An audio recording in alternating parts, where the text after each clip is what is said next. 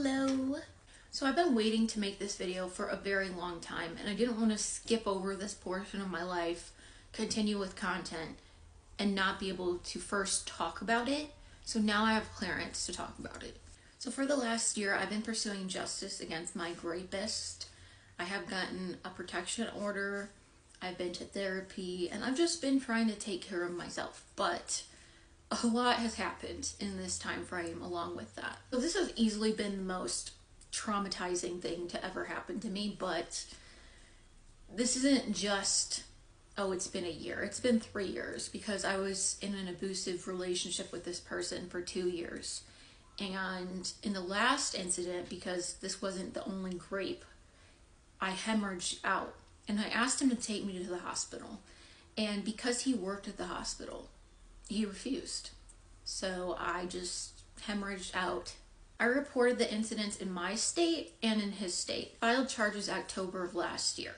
So there had been an investigation going on that entire time. I had to fly to his state, do interviews, be questioned on my end. And when he was called in to be questioned, he was read his Miranda rights and walked out. Literally the next day after he was brought in for questioning was the court date of my protection order, in which him and his attorney both lied to the magistrate, said they knew nothing about him being under investigation for rape, and I got my protection order. I was granted a 5-year protection order, and on top of that, right, since then, he's pled not guilty. He's refused to accept the charges, and I submitted to detectives that at one point he admitted to raping me. And then he pivoted to, but you hurt me. You pushed my head and my neck away and you hurt me. You raped me. Repeatedly. Said it would never happen again. And it kept happening. So throughout this process, he's taken zero accountability.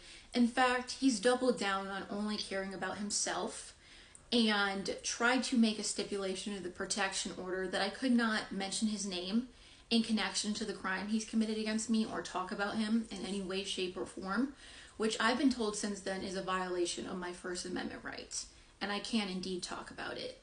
So, to my knowledge, I've been told that his family is sticking by his side, which his family has made fake accounts stalking me online. His friends harass me and stalk me, and that's gone on for the last year since I've pressed charges.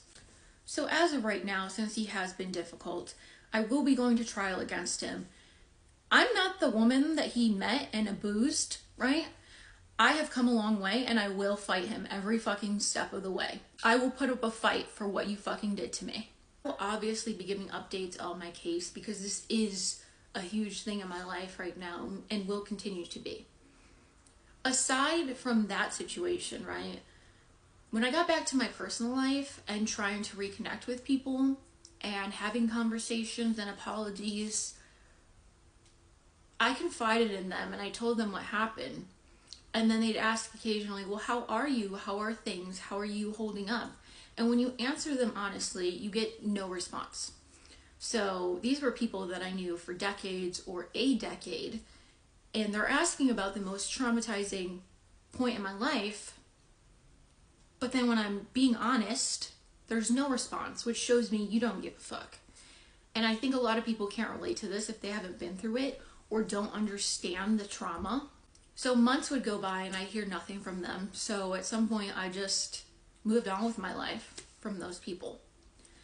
I also made connections with people online, which was a mistake because I would confide in them, and several people weaponized what happened to me, made jokes about it. Apparently abuse and rape is hilarious to men for some reason. And I'm just not with it. You're not going to further victimize me when I'm trying to heal. Every time someone brings up what happened to me in a negative context and adds salt to the wound, right? I have nightmares and then I have flashbacks, and you have no idea what the PTSD is like. I'm not putting myself in a position to have friends like that. I need support to move forward in my life. And surrounding myself with other victims and people who have been through it has been the most healing for me.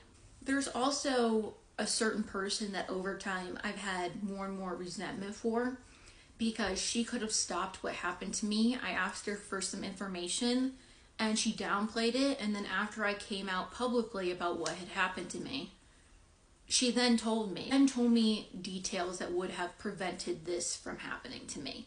So I can't seem to look past that because this could have been prevented. I think it's also important to note that in society, right, victims are just not believed.